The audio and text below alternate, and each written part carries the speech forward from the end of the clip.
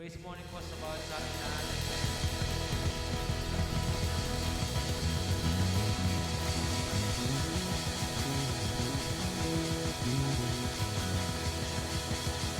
Praise God, hallelujah.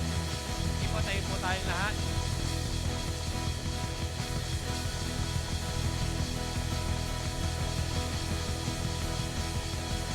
Praise God.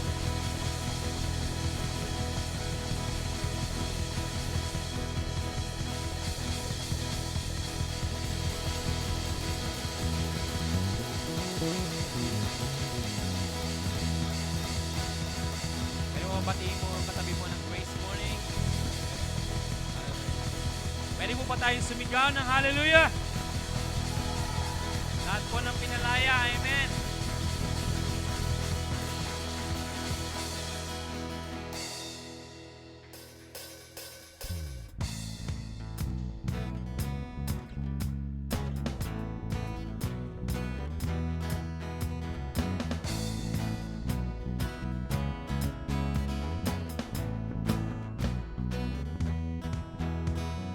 Tayo'y pinalaya, pinagpala, ating Panginoon.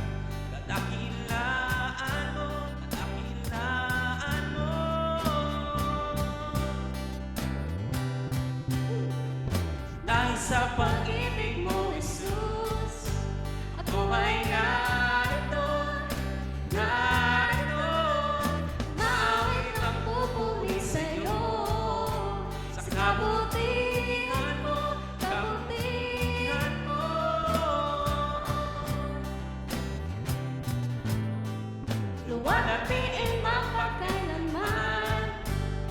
Sa ngalan mo, karapat-dapat na papurihan. dakilaan mo, dakilaan mo.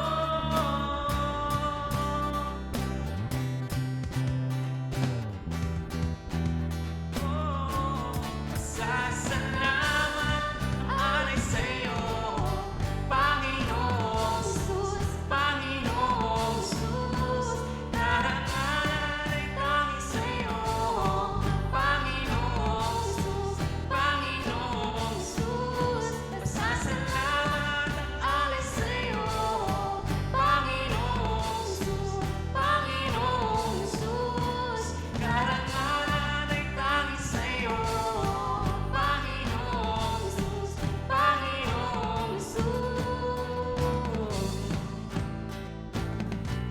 O Panginoong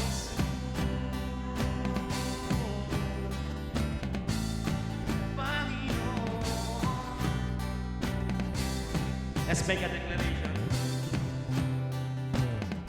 Di ka nagsasawa, ako ay ibigin, ako ay ibigin. Di ka nagsasawa, ako ay ibigin, ako ay ibigin. Di ka nagsasawa, ako ay ibigin, ako ay ibigin mo. Di ka nagsasawa. Ako ay ibigin, Ako ay ibigin. di ka nagsasawa. Ako ay ibigin, Ako ay ibigin. di ka nagsasawa. Ako ay ibigin, ako ay ibigin mo.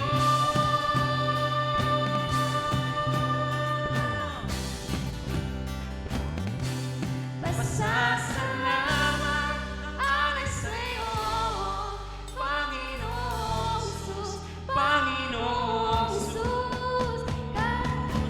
Pasasalamat ang alay sa'yo, Panginoong Jesus, Panginoong Jesus.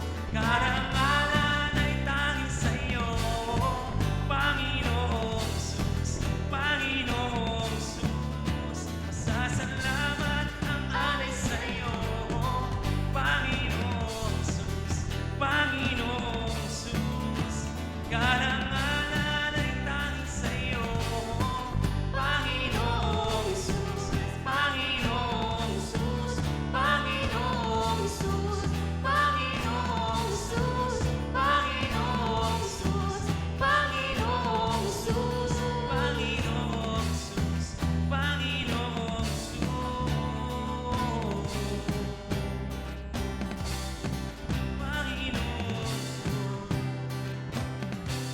Pasasalamat ang alay sa'yo, Panginoong Jesus, Panginoong Jesus. Karangalan ay tanging sa'yo, Panginoong Jesus, Panginoong Jesus. Pasasalamat Pasasalamat ang alay sa'yo, Panginoong Jesus, Panginoong Jesus. Karangalan ay tanging sa'yo, O Panginoong Jesus, Panginoong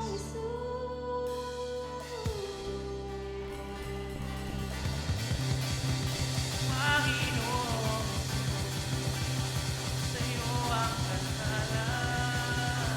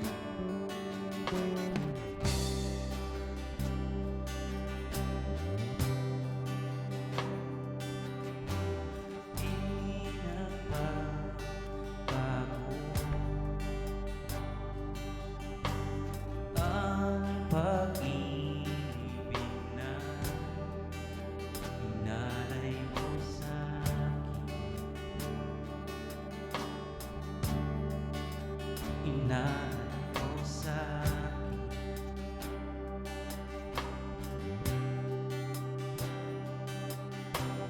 Pawalang hanggan ang iyong tawaran. Inalay mo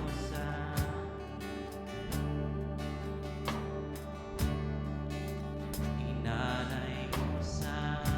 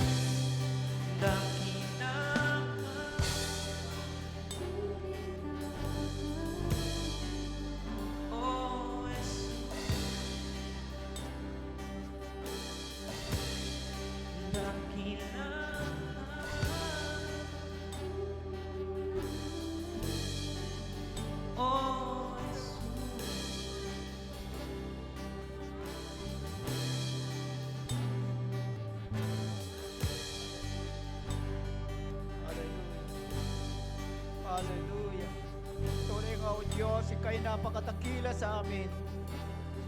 Maraming pong salamat sa iyo. Tunay nga o Diyos na napakabuti mo. Wala kang ang katulad, Panginoon. Ikaw noon, ngayon at magpakailanman. Hallelujah. Maraming pong salamat sa iyo, Panginoon. Purihin ka, O Diyos. Hallelujah. Thank you, Jesus. Hallelujah. Hallelujah. Napakabuti mo, Panginoon. Hallelujah. Patuloy mo pong ipinararanas sa amin ang iyong kabutihan. Maraming pong salamat sa iyo, O Diyos. Tunay nga po, ika'y walang katulad, Panginoon. Maraming salamat sa iyo, Panginoon. Salamat po sa iyo, O Diyos. Tunay nga, hindi mo po kami pinababayaan. Hindi mo po kami iniiwan, Panginoon. Nandyan ka palagi na patuloy, O Diyos, na gumagawa sa amin. Bagamat, O Diyos, kami nga po ay nagkukulang. Salamat, Panginoon. Dahil ang biyaya mo, Panginoon, ay sapat at hindi po nagkukulang. Maraming pong salamat sa iyo, O Diyos. Hallelujah. Thank you, Jesus. Thank you, Lord. Maraming pong salamat sa iyo, Panginoon. Hallelujah. Thank you, Jesus. Thank you, Lord. Hallelujah. Hallelujah. Tunay nga, Panginoon. Hindi mo nga po kami pababayaan, Panginoon. Hindi mo po kami pagkukulangin, Panginoon. Ano bang bagay, Panginoon? Dahil alam mo, O Diyos, ang pangailangan po ng bawat isa sa amin. Hallelujah. Thank you, Lord. Thank you, Jesus. Hallelujah. Hallelujah. Sabi nga po sa Hebreo 13:5. Yan sa Tagalog. Hallelujah. Sa Tagalog. Thank you. Hallelujah. Thank you, Jesus. Hallelujah. Hallelujah. Thank you, Jesus. Hallelujah. Thank you, Jesus.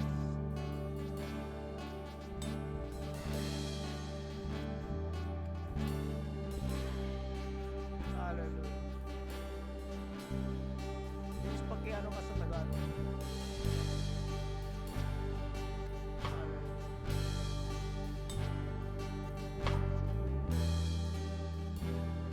Hallelujah. Ang sabi po rito sa Hebreo 13:5, huwag kayong magmukhang pera at masiyahan na kayo sa anumang nasa inyo. Sapagkat sinabi ng Diyos, hindi kita iiwan, hindi pababayaan mo. Opo. Ang pera po ay hindi po masama. Pero masama ang pera kung siya yung nagpapakilos sa iyo. Ang pera ay ginagamit yan para sa pagtulong po para sa iba. Amen. Para sa pagbibigay. Amen. Dahil sinabi po ng ating Panginoon, hindi kita pababayaan, hindi iiwan man. Kaya wala po tayong takot na magbigay para sa ating Panginoon. Amen. So ito po yung isang karanasan ko nung ako po ay talagang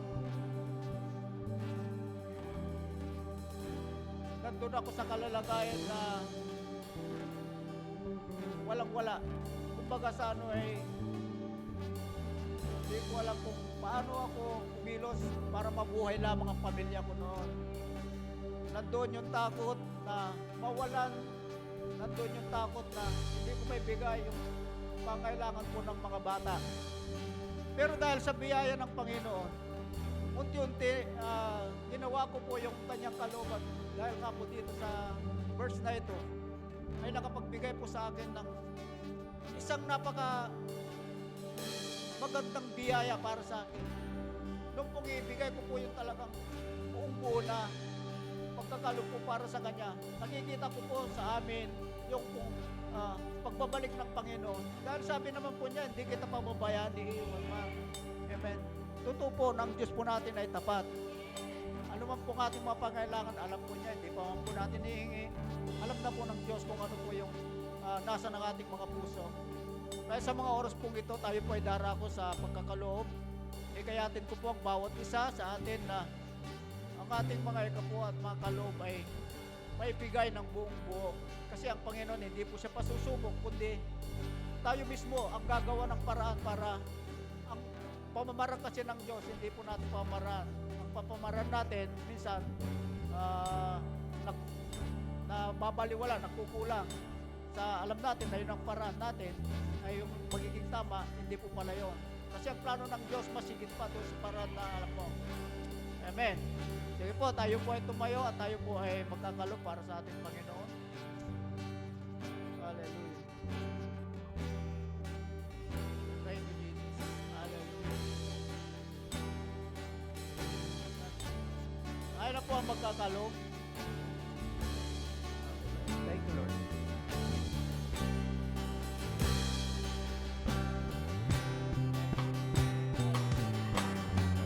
Hallelujah. Thank you. Hallelujah. Yes, Lord, thank you. Salamat po, Panginoon. Tunay nga po, Diyos, Ikaw ay napakabuti sa bawat isa po sa amin. Maraming pong salamat sa iyo, O Diyos, dahil patuloy, O Diyos, yung pong plano mo po sa amin, na kami nga po, O Diyos, ay sumagana, hindi lamang po sa pangailangan, kundi sa bawat physical po namin, ay patuloy, O Diyos, na Ikaw ang siyang magbibigay nito. Kahit marami pong salamat sa iyo, Panginoon, sa umaga pong ito, sa aming pagganap, Panginoon, sa mga kalooban mo, na magbigay at magkaloob, Panginoon. Maraming pong salamat sa iyo at masumpungan mo ang bawat puso po namin na nandoon sa puno ng kagalakan, puno ng kasiyahan, Panginoon. Dahil alam po namin, Panginoon, ang nais mo ay yung nagbibigay na mayroon pong kagalakan wala sa aming mga puso.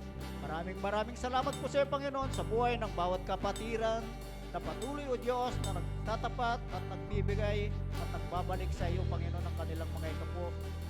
Lord, maraming salamat po. Bawat pangailangan po nila, katagwin niyo po sila. Lord, maraming salamat. Maging sa kanilang mga anak po ay patuloy na pagpalain mo, O Diyos. Bawat tawagan ng kanilang mga kamay, ito nga po yung pagpapalain. Maraming pong salamat sa iyo. Sa pangalan ni Jesus na pong aming dalangin. Amen. Amen.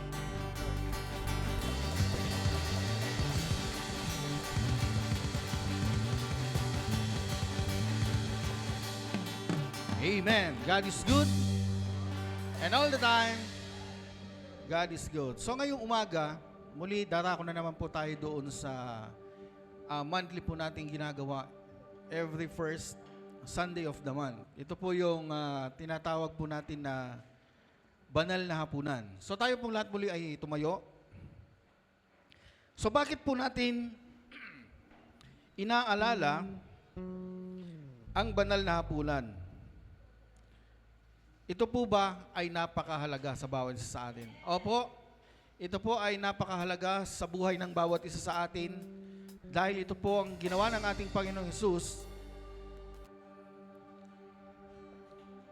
na talagang hindi makakalimutan ni numan. Ilang salinlahi na po ang dumaan, ito po ay inaalala pa rin hanggang ngayon. Sapagkat tunay nga pong napakadakila ang bagay na ginawa na ito ng ating Panginoon. Ano po ba ang Holy Communion? Ito ay isang utos mismo na galing sa ating Panginoon. Kasama niya rito yung pong kanyang mga alagad at ito'y tinatawag din po nating banal na hapunan.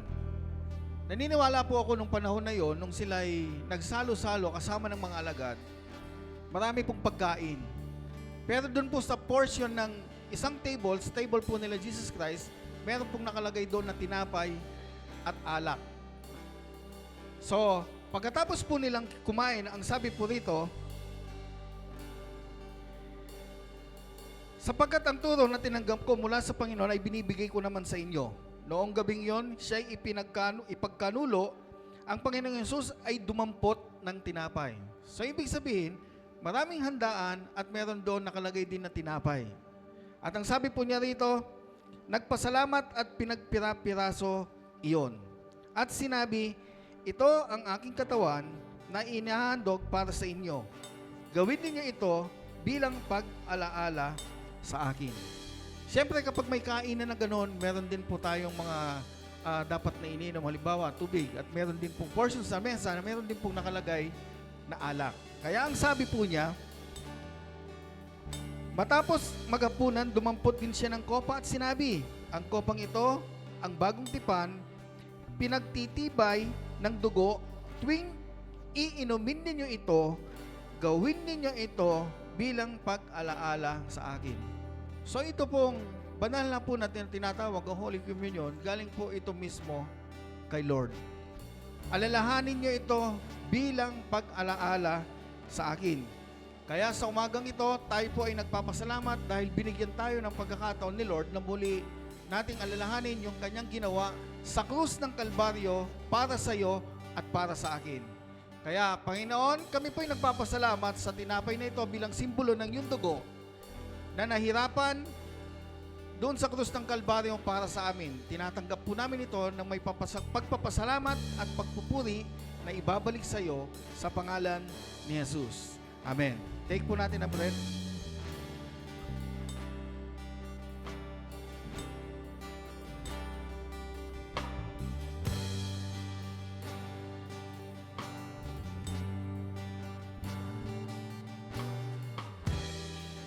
At ganoon din po, Panginoon, tinatanggap po namin ang juice na ito bilang simbolo ng iyong dugo na tumigis sa krus ng Kalbaryo para sa paglilinis ng aming mga kasalanan.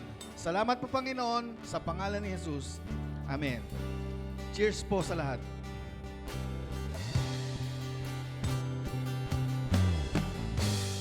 Hallelujah. Kaya sa tuwing araw-araw po na tayo ay buhay, lagi nating pasalamatan ang ating Panginoon dahil hindi pa po siya tapos na gumawa sa buhay ng bawat isa sa atin. Kaya palagi po nating masasabing, God is good and all the time. God is good. So palakpakan po natin ang ating Panginoon.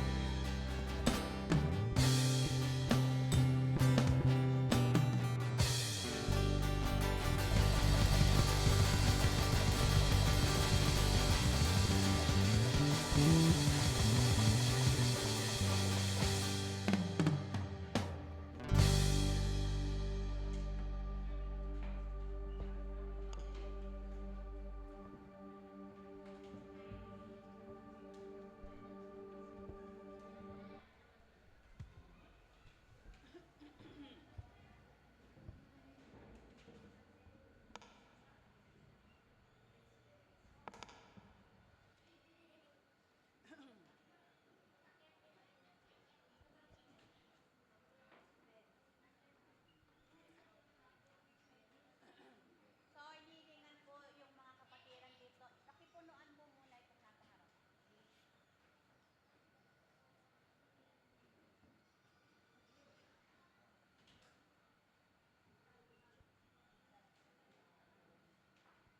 Hallelujah.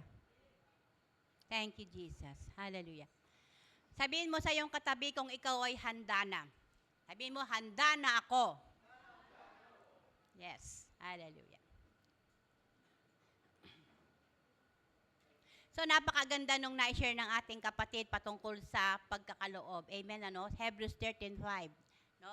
Sabi doon huwag kang magmukhang pera. No? Kung ano yung meron ka, pagpasalamat mo na. Amen? No? Sapagkat ito yung maganda. Sapagkat ang Diyos natin, hindi ka pababayaan at hindi ka iiwanan. Amen? No? Kasi kung minsan talaga, yung pera kapag hindi mo alam i-handle, di ba?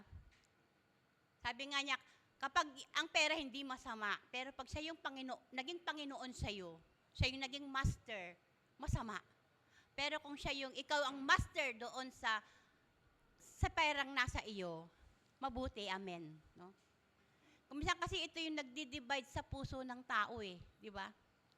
No? Yung pagkahangad yung tinatawag na the love of money.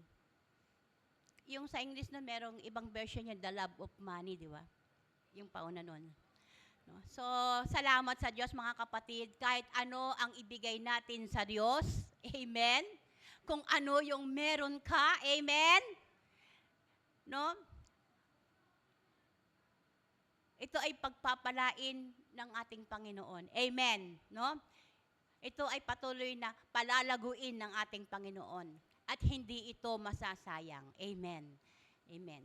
Hallelujah. Huwag kang mangamba, sapagkat maging sa iyong pagbibigay, ang Diyos hindi magpapabaya. Amen. Wala tayong ibibigay sa Diyos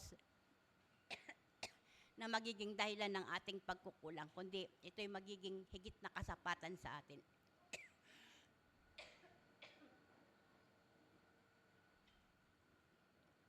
So nandito pa rin tayo sa topic na why love at marahil dito magtatapos ito. Amen.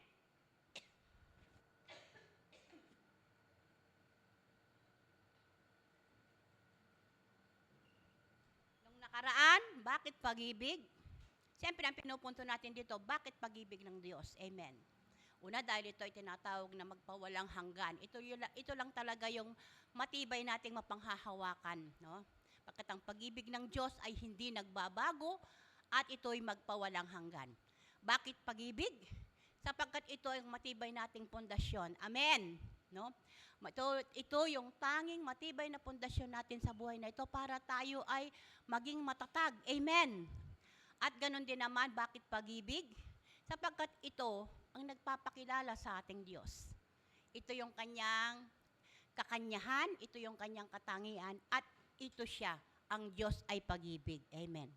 So sa umagang ito, mga kapatid, sabihin nga ng lahat, comfort zone. Comfort zone. Ano ba ibig sabihin ng comfort zone? Ito ay isang lugar na komportable, di ba? Ito ay isang lugar ng katiwasayan. Ito ay isang lugar ng kaaluwanan. Oh. At ito ay maaaring tumukoy sa tao, sa sitwasyon, o sa posisyon.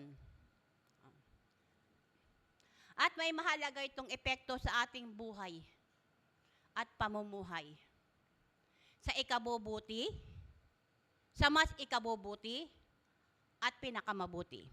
For the good, for the better, and for the best. O manatili ka lang doon sa tinatawag na mediocrity. Ano yung mediocrity? Average. Ito isang lugar, it is a place of best, it is a place of complacency, in a place of rest or distress. No. So meron siyang negative and positive na kahulugan. Comfort zone. When it comes to position, ito yung lugar na ayaw mo nang iwanan. Ito yung lugar na ayaw mo nang iwanan kasi nakasanayan mo na. At kontento ka na at ayaw mo na ng pagbabago. Ayaw nang sumubok ng iba. Ang lagi mong sinasabi, mabuti na ang lagay ko dito. Yon ay isang halimbawa ng comfort zone pagdating sa tinatawag na posisyon. Ayaw mo nang iwanan kasi kontento ka na doon, nakasanayan mo na, at ayaw mo nang sumubok ng iba. Mabuti na ang lagay ko dito. When it comes to situation naman, may comfort zone na kung saan kahit komportable na tayo doon sa lugar na ating kinalalagyan, pinaalis tayo. Or kailangan nating iwanan para sa mas mabuti at kapaki-pakinabang na layunin. Sa Bible, maraming mga ganong halimbawa. Na kung saan, madalas, yung mga nasa comfort zone na nila pinalalabas. Amen. Pero ito ay para sa mas pinakamabuting layunin. No? Out of the box, no? Pinalalabas sila mula sa kahon. And try a better way and aim for the best kahit merong tinatawag na challenge. And when it comes to person, ito yung comfort zone na kailangan hindi tayo aalis. Na kailangan manatili tayo doon para sa mas pinakamabuti.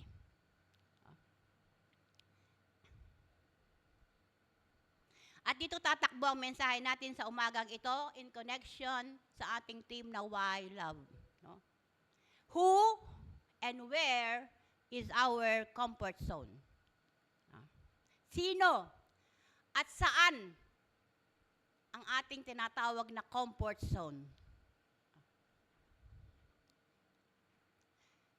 Iba-iba ang estado ng ating mga buhay. No? Iba-iba din yung mga edad natin dito. Hindi tayo pare-parehas ng edad. at yung antas ng pamumuhay natin, at yung maging yung kalalagayan ng buhay natin. Meron dito pasikat pa lang. Pasikat pa lang ang kanilang mga buhay.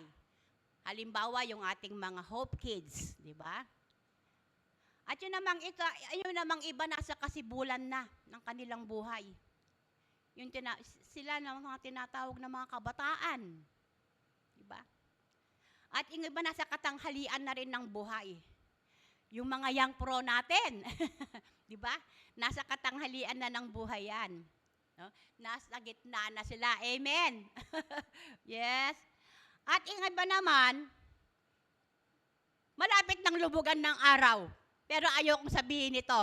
Amen. Mas magandang pakinggan seniors. Amen. No? Yes.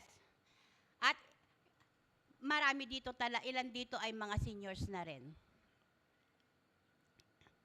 Pagdating sa status ng buhay, marahil mayroon dito stable na. At yung iba, hindi pa.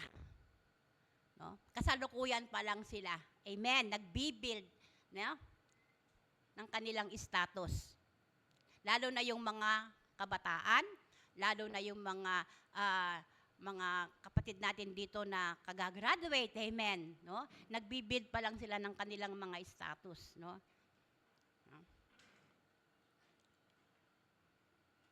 Pero kahit sa ang status tayo nandoon, kailangan nating marinig ang katotohanan ito. Amen. At maaring isipin ng mga millennials habang pinapakinggan nyo itong mensaheng ito, hindi pa para sa akin yan. No? Yung mga kabataan dito, maaring yung sabihin, hindi pa para sa akin yung mensahe na yan.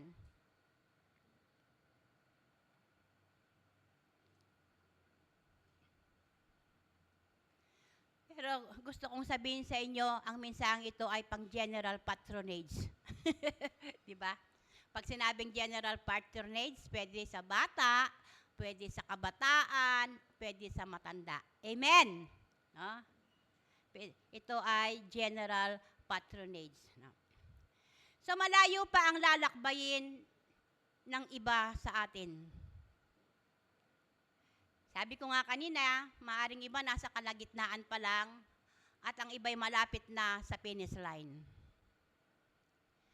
Malayo man o malapit ay hindi natin maitatanggi na sa ating lakbayin, marami pa tayong pagdadaanan. Amen. Yes. Meron tayong gustong marating sa buhay, maaring may mga pangarap tayo, pero hindi kaagad darating sa punto na yon. Amen. Oh. Ikaw ay dadaan pa sa paglalakbay. At doon sa iyong paglalakbay, ay iba't ibang klase ang iyong daraanan.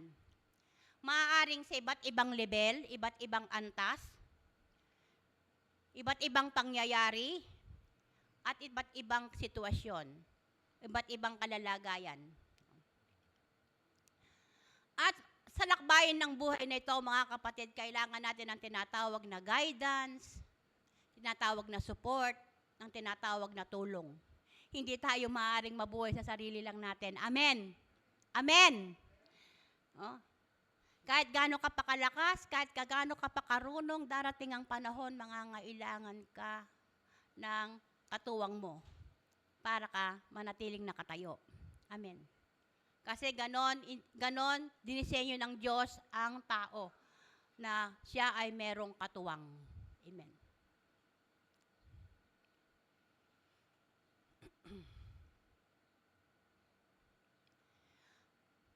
Sa lakbayin ng buhay, kailangan natin ng guidance, support, at tulong.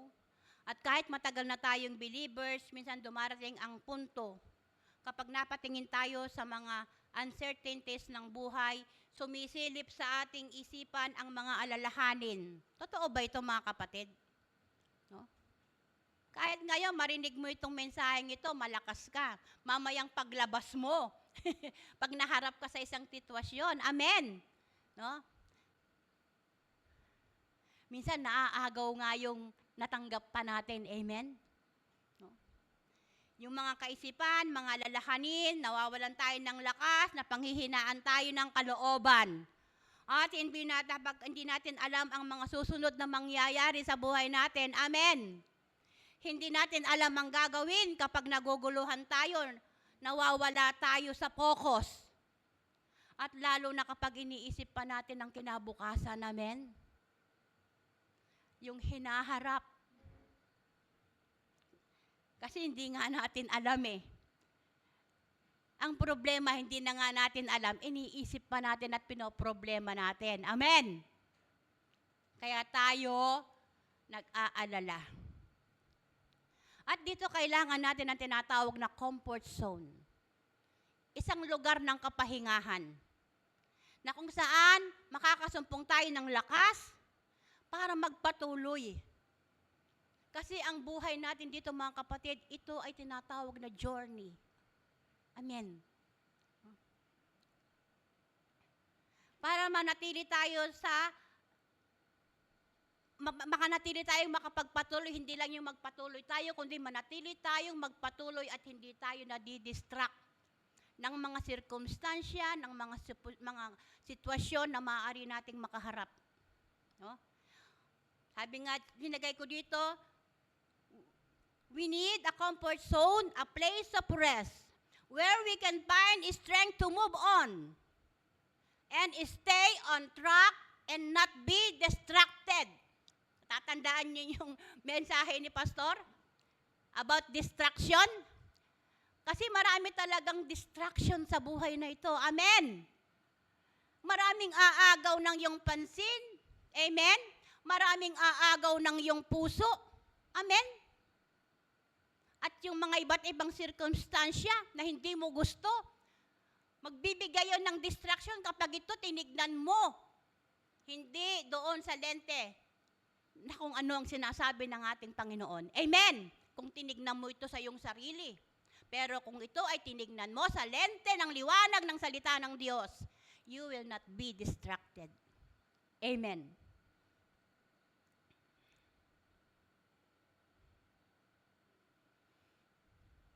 Maaaring ang sabihin natin, ang comfort zone ko ay ang pamilya ko. Maaaring sabihin ng mga kabataang ito, ang comfort zone ko ay ang mga kaibigan ko, ang mga kabarkada ko. Maaari at totoo naman. Amen. Yes. Pwede mo silang maging comfort zone. Ang pamilya mo na laging nandyan para sa'yo. Amen. No? Pwede mo silang maging comfort zone. Yung mga kaibigan mo na nagpapasaya sa'yo, pwedeng sila yung maging comfort zone mo. Amen. Pero merong mas higit na matatag. Amen. There is more tangible than our family, than our friends. Amen. At sino yun? Yung tinatawag na the most secure and restful place. Most secure and restful place. At ang comfort zone na ito ay matatagpuan lamang natin sa pag-ibig ng Diyos sa atin. Amen! Yes! Sa pag-ibig ng Diyos sa atin. That comfort zone is found in the love of God through our Lord Jesus Christ. Pwede ba nating shout out loud? Sigaw natin ng malakas. Jesus is my comfort zone. Yes. Ang ganda ng ating mga awit. Amen. Praise the Lord. Awit pa lang. Lalakas ka na talaga. We don't know what the future holds. Hindi natin alam ang kinabukasan. At salamat, hindi man natin alam. Alam ng Diyos. Amen.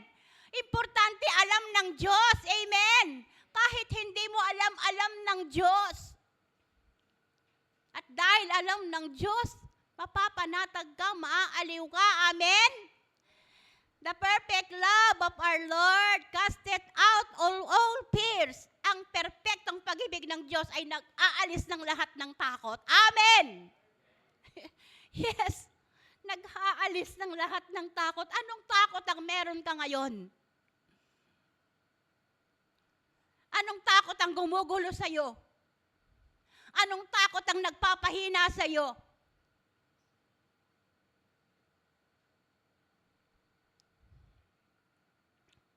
The perfect love of God casts all our fear.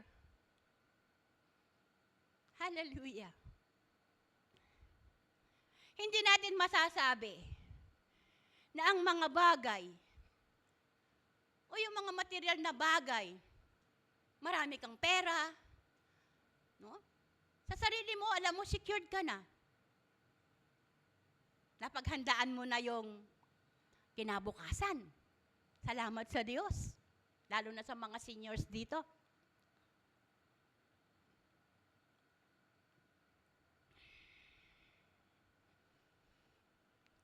O yung mga taong nagbibigay ng comfort sa iyo. Hindi natin masasabi na sila'y mananatiling kasama natin sa hinaharap.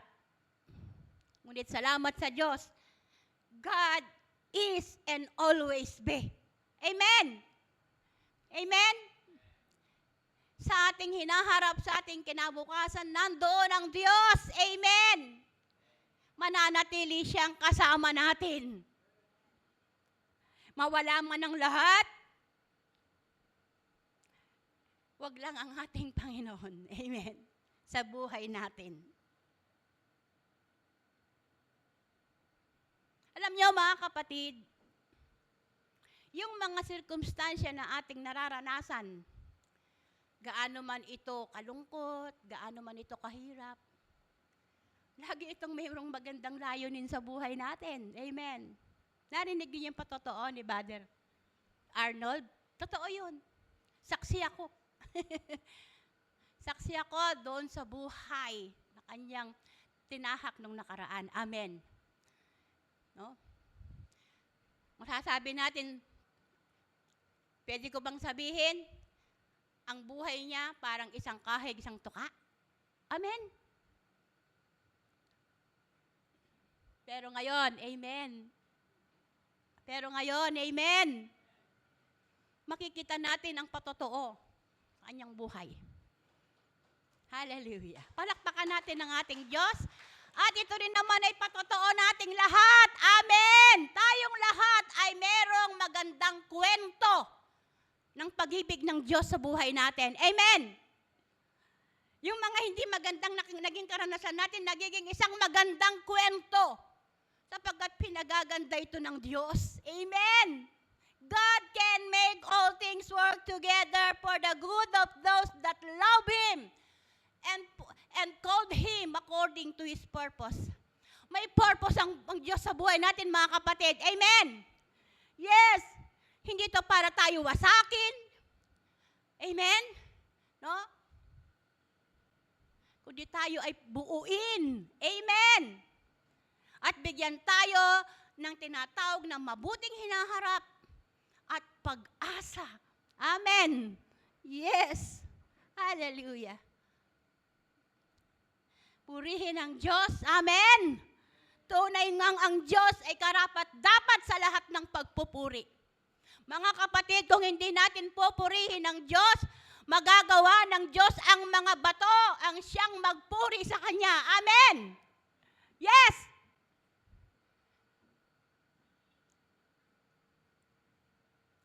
Think about your life, mga kapatid. Think about our life. Paano tayo nakarating dito? Amen. Hindi ba? Napakalaking pasasalamat sa Diyos. Amen. Narito tayo naglilingkod sa Diyos. Amen. Hallelujah. Ito yung pinakamasayang bahagi ng buhay na ating naranasan sa buong buhay natin. Hallelujah. Maaring naranasan din natin ang maging masaya sa piling ng iba. Pero sa piling ng Diyos, yun ang pinakamasaya. Amen! Hallelujah! We cannot say ng mga bagay ang taong nagbibigay ng comfort sa atin ay mananatiling kasama natin sa hinaharap, but God is and always be. May binitawan na siyang salita. Bago pa natin marating ang kinabukasan, may binitawan ng pangako ang Diyos. Ang Diyos, hindi lamang sa kanyang bayang Israel, kundi para sa ating lahat sa ating panahon. God has His word and many promises for us to cling. Alam niyo ba yung salitang cling? Kapitan, amen? Di ba? Kapag alam mo yung tao, kaya kanyang dalhin, kaya kanyang buhatin, klingi ka sa kanya, di ba? Kapag ang alam mo mabait siya sa'yo, klingi ka sa kanya, di ba? Pag alam mo mahal ka niya, klingi ka sa kanya, di ba? Yes.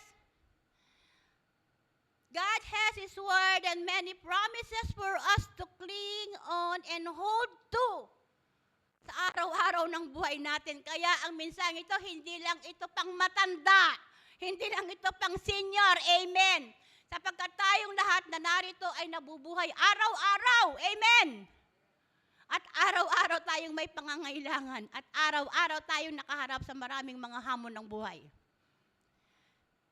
Kaya nga, sinabi ko, hindi lang pang seniors, pang millennials din. Amen! Palakpakan natin ang ating Diyos. Hallelujah. Sa Isaiah 46:3-4, sabi rito, makinig kayo sa akin, lahi ni Jacob. Kayong nalabi sa bayang Israel. Sabi niya rito, kayo'y inalagaan ko mula sa iyong pagsilang. Ako ang iyong Diyos. Iingatan ko kayo hanggang pumuti ang inyong buhok at kayo'y tumanda. Kaya'y nilikha ko, kaya tungkulin ko na kayo'y iligtas at tulungan. Ang mga Israelita lagi silang nahaharap sa maraming mga hamon. Amen. At ito ang salita ng Diyos para sa kanila. Hindi ba ito'y mabuti rin namang salita na tanggapin natin? Amen? Sapagkat ang Diyos nila noon ay Diyos natin ngayon. Amen? We have the same God. Amen? Kaya lang meron lang pagkakaiba sa pagkakilala sa Diyos. Amen? Pero ngayon, salamat sa Diyos, nabuksan ang ating isipan na ang Diyos natin ay mapagmahal, amen, na tayo mabiyaya, magrasya, amen. Ako ang inyong Diyos, iingatan ko kayo hanggang sa pumuti ang inyong buhok, mga kabataan. Sinasabi ito sa inyo, iingatan ko kayo hanggang sa pumuti ang inyong buhok at kayo'y tumanda. Kayo'y nilikha ko, kaya tungkulin ko na kayo'y iligtas at tulungan.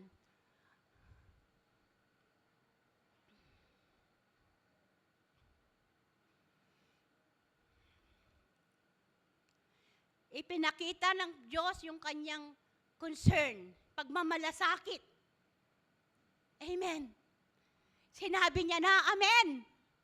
Sinabi niya na, sinicure niya na yung kanyang salita. Ngunit ang sabi nito, makinig kayo sa akin. Amen. Mga kapatid, makinig tayo sa sinasabi ng salita ng ating Diyos. Amen. Makinig tayo sa sinasabi ng salita ng ating Panginoong Yesus. Sabi nga niya, saan niyo ko itutulad? Mayroon bang makakapantay sa akin? Hindi ba inawit natin? Walang papantay sa ating Diyos. Amen! Yes. Anong sinasabi? Makapangyarihan ako, kaya kong gawin. Amen! Amen! Yes. Sa English and NIV version, ang ganda rin niya. Sabi rito, listen to me, O house of Jacob. All you who remain in the house of Jacob. You whom I upheld since you were conceived. No? Ibinagbubuntis ka pa lamang. Amen. No? And have carried you since your birth, mula doon sa binagbubuntis ka lamang ng iyong ina hanggang sa ikaw ay kanyang isilang. Amen. At maging sa iyong, even to your old age, kapag tumanda ka na, amen, hindi siya nagtapos doon sa inalagaan kita, pinagbubuntis ka pa lang ng anak ng nanay mo, anong pinanganak ka niya, inalagaan na kita, hindi siya nagtapos doon hanggang sa iyong pagtanda at pagputi ng buhok. Amen! Hallelujah. Sabi niya ito, even to your old age and gray hairs. Ito ang maganda, I am He. Pero sabi niya uli, I am He. Di ba 2 beses? I am He. I am He. kapag ka sa Bible ay meron kayong nakitang inulit ng 2 beses, ibig sabihin, listen. Listen. Amen. Mahalaga ito. Amen. I am He. I am He. Hindi sa lalabing I was. I am. Amen. Sapagkat siya, hindi siya yung noon. Oo, ang Diyos natin na hindi nagbabago noon, ngayon at magpakailanman. Pero siya yung Diyos na lagi nating kasama. Lagi siyang present help natin. Amen. Kaya nga, He is the great I am. Kaya nga sabi niya, I am He who will sustain you. I have made you and will carry you. I will sustain you. Inulit na naman, and I will rescue you. Hallelujah. Bakit kaya paulit-ulit na sinasabi ito ng Diyos sa mga Israel? Kasi meron silang katangian. Medyo hindi matigas yung ulo nila. Amen. Minsan, di ba katatapos lang, di ba yung account ng pagkatatapos pa lang nilang lumabas ng Egypt, nilabas sila ng Lord. Nung nakaharap nila yung Red Sea, nag-aanilangan agad sila, di ba? Dito nyo ba kami papatayin? Di ba? Nakaranas pa lang sila ng himala. Katatapos pa lang. Amen. Kumisan ganun din naman tayo. Katatapos pa lang ng breakthrough natin. Mamaya, meron tayong mga naging challenges. Lord, sabi mo, breakthrough ko na. Bakit ganito? Di ba? Yes. Kaya sabi ito, I am He, I am He. Hindi niya sinabing who I was. A promise of His presence. Alam mo ba yon? Hindi natin nakikita ang Diyos, pero dito nararanasan niya ang Diyos. Yung presensya ng Diyos. Hindi ba? Kapag nandoon ka sa kalalagayang hindi maganda, kapag tumawag ka sa pangalan ng Panginoong Yesus, He will save you. Amen! Nung madisgrasya kami sa tricycle, bungguin kami ng motorsiklo, umikot yung tricycle, yung sinambit ko, Jesus saved! Jesus saved! And He saves us. Amen! Amen! Hallelujah, hindi ko makalimutan yun. Talagang kitang-kita ko. Rumaragasa yung, hindi siya nagme-minor. Bog! Umikot kaming ganun. Tumilapon si Yumi. Akala ko pa naman yung tumilapon na babae. Sabi ko, may kasamang babae yung lalaki. Tumilapon. Concern pa ako doon sa babaeng tumilapon eh. Yung pala, yung tumilapon na yun na nakita kong nakasubsob. Si Yumi pala yun. Amen. Alam mo, itsura namin doon sa tricycle, nakataas kami ng ganun. Amen. Sabi ko, si Piping, sabi ko kay Manman, kasi si Manman, nakatayo agad eh. Kuya mo. Kami nakaganon kami. Praise the Lord. Akap-akap ko si Caleb. Amen. Yes. Hallelujah. Hindi ba? Kapag naalala mo yung mga ganon, amen? Di ba? Hallelujah. Thank you so much po. Marami pang mga pangyayari, amen. At alam ko, kayo din, marami kayong karanasan sa Diyos. Kaya kung minsan, sana pag meron tayong grace story, tumayo kayo mga kapatid. Amen! Paano nila malalaman yung ginagawa ng Diyos sa inyo kung hindi niyo ipagsasabi? Amen! Ipagsabi natin. Amen!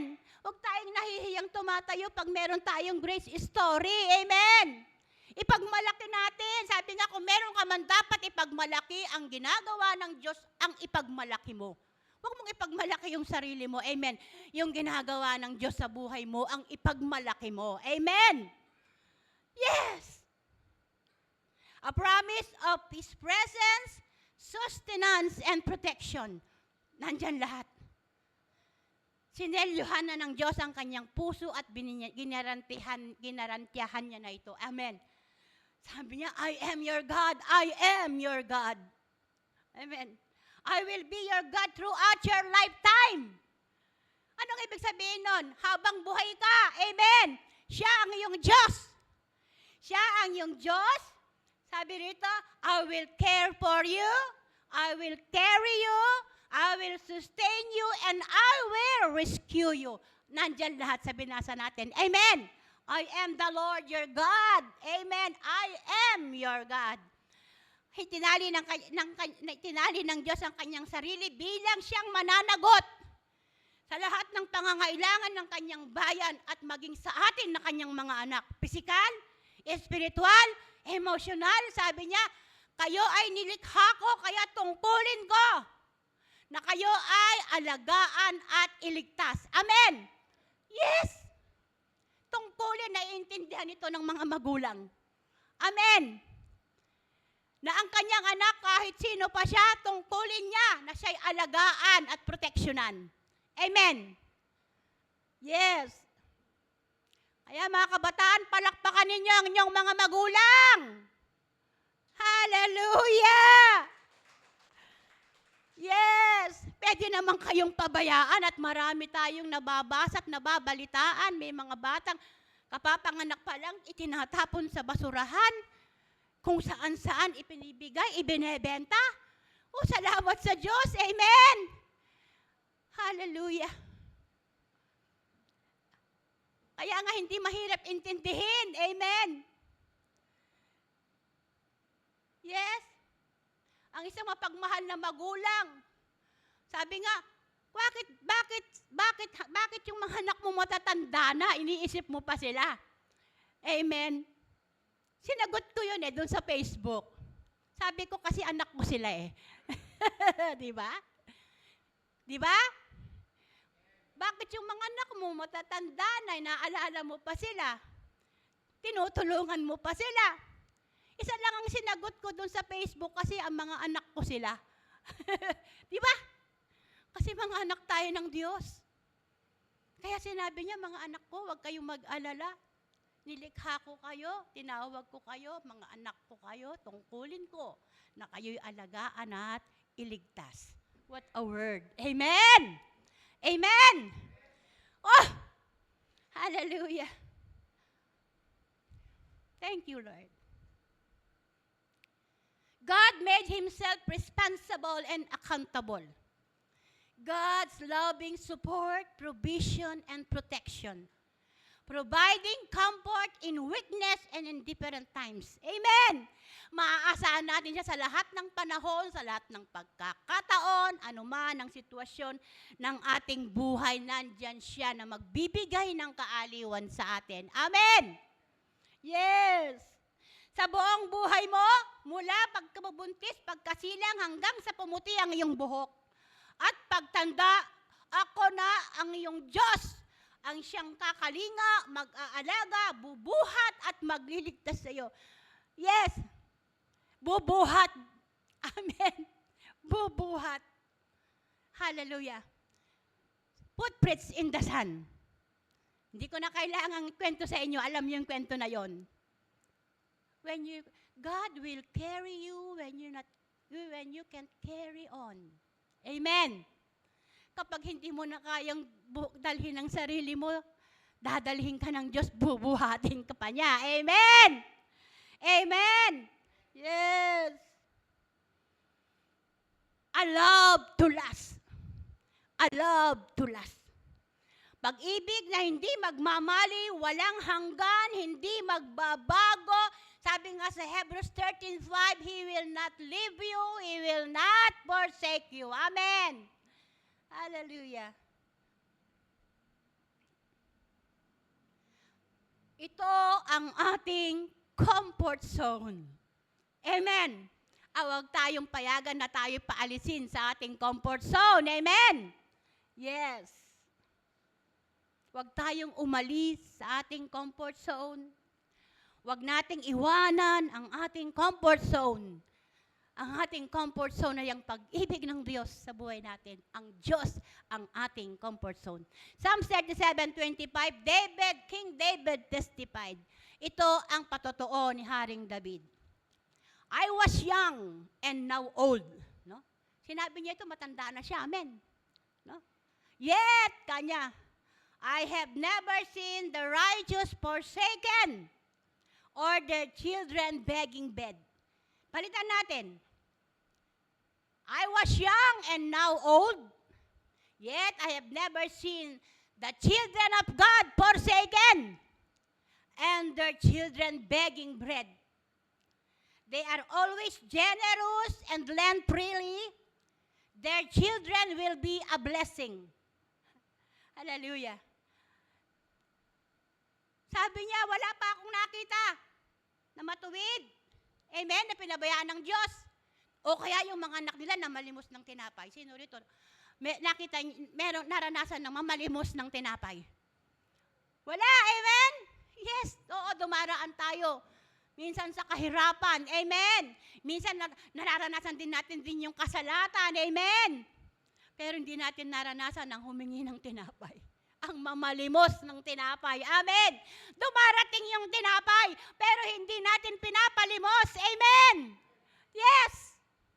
At ang sabi rito, yung mga anak ng Diyos, they are generous. Amen? No? And lend freely. Their children will be a blessing. Ano to? Ang ibig sabihin, ito ay yung pag-ibig ng Diyos lumalampas. Amen. Patungo sa mga anak. Amen. Di ba? Their children will be a blessing. Ikaw at ang iyong mga anak ay magiging pagpapala. Amen. Hindi ka mamamalimos ng tinapay, kundi ikaw ang siyang magbibigay ng tinapay. Amen. Hallelujah. Salamat sa Diyos, ang hope, hindi siya namamalimos ng tinapay. Amen. Kundi ang hope siyang nagbibigay ng tinapay. Salamat sa mga buhay niyo, mga kapatid. Purihin ang Diyos. Amen. Hallelujah. Thank you, Lord. God provisions transcends up to their children. Lumalampas sa kanila patungo sa mga anak. They are generous, bread givers, and not bread beggar. And not beggar. No? Psalms 55:22, ilagak mo ang iyong alalahanin at mga suliranin. Alalayan ka at ipagtatanggol din. Ang taong matuwid, hindi niya bibiguin. God will never suffer the righteous to be moved. Hindi ka pababayaan ng Diyos, mga kapatid, na matinag ka sa iyong matatag na kalalagayan. Amen! Dadaan ka sa pagsubok, kaharap sa mga problema, ngunit hindi matitinag. Sapagkat aalagaan ka, bibigyan ka ng kalakasan, bibigyan ka ng katapangan, bibigyan ka ng katatagan. Mga kapatid, hindi tayo tinuruan ng Diyos na tayo ay hindi natin harapin yung mga pagsubok. Amen. No, hindi natin talikuran. Ang sabi, harapin. Amen. Nang may katapangan. Amen. No? Trade your burden and worries into the hands of God. Rely to God at hindi sa ating mga sarili. Sa Diyos tayo magtiwala at hindi sa ating mga sarili. Mga kapatid, pagdating ng araw, dumami na ang kulubot sa iyong mukha. Ay, tignan mo nga kung meron ng kulubot. Yeah. O mga kabataan, wala pang kulubot yung mga noo nyo yan. Yung mga mukha nyo, press na press pa rin. Pero kahit kapag dumating yung araw na dumami na yung kulubot sa iyong mukha, at ang dati mong malakas na kamay ay manghina, at ang mga dati mong ginagawa ay hindi mo na magawa, at yung mga paa ay pagod na rin sa paglakad. At kapag ka nakaharap ka na sa paglubog ng araw, ang Diyos na lumikha sa iyo ang nagsabi at nangako. Pumuti man ang iyong buhok at tumanda ka na, aalagaan kita. Iingatan ka. Iingatan ka. Aalagaan ka. Aking anak. Diba? Ganda ng kanta na yun, diba? Hindi ko in-erase yun eh. Yung video na yun. Nasinayo dito nung Mother's Day. No? Bata pa yung mga kumanta ngayon. Dalagan at binata na sila. Amen. No? Aalagaan kita, iingatan ka. Ako ang lumikha sa inyo, tungkulin ko na kayo'y iligtas at tulungan. Find comfort in His love and promises that never changes. Amen. Sabi nga, God will always remain faithful kahit hindi tayo faithful. Hindi mababago ng unfaithfulness natin yung pagiging faithful ng Diyos. Amen. Yes. God is always faithful. Lagi siyang tapat sa kanyang mga salita sapagkat ito ang kanyang kakanyahan. Ito siya. Siya ay Diyos na tapat. God is the God of comfort. No? 2 Corinthians 1:3-4. Sabi rito, Praise be to the God and Father of our Lord Jesus Christ, the Father of compassion and the God of all comfort, and comfort us in all, hindi in some, in all our troubles. Ulitin natin, sabihin natin, God is our comfort zone. Sabi mo personally, God is my comfort zone. Yes, believe in your heart, mga kapatid. Amen. Hallelujah. Thank you, Lord.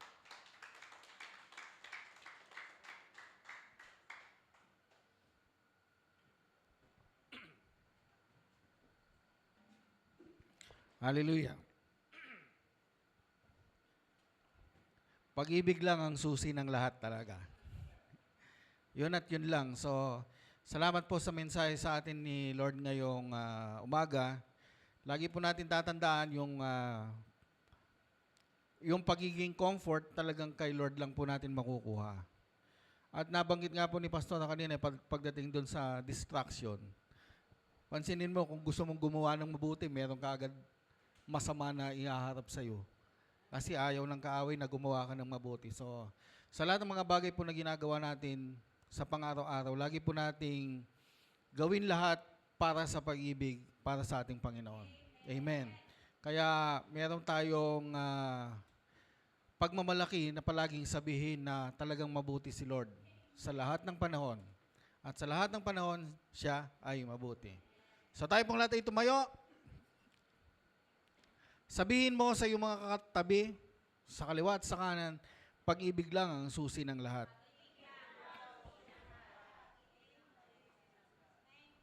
Hallelujah. Ating pong itaas ang ating mga kamay. Ang pagpapala ng ating mahal na Panginoon ay patuloy ninyong mararanasan. Minahal ka ng Diyos noon, minahal ka ng Diyos ngayon, at bukas wala ka pa rin niyang sawang mamahalin. Iyong tatandaan ang kanyang ipinangako.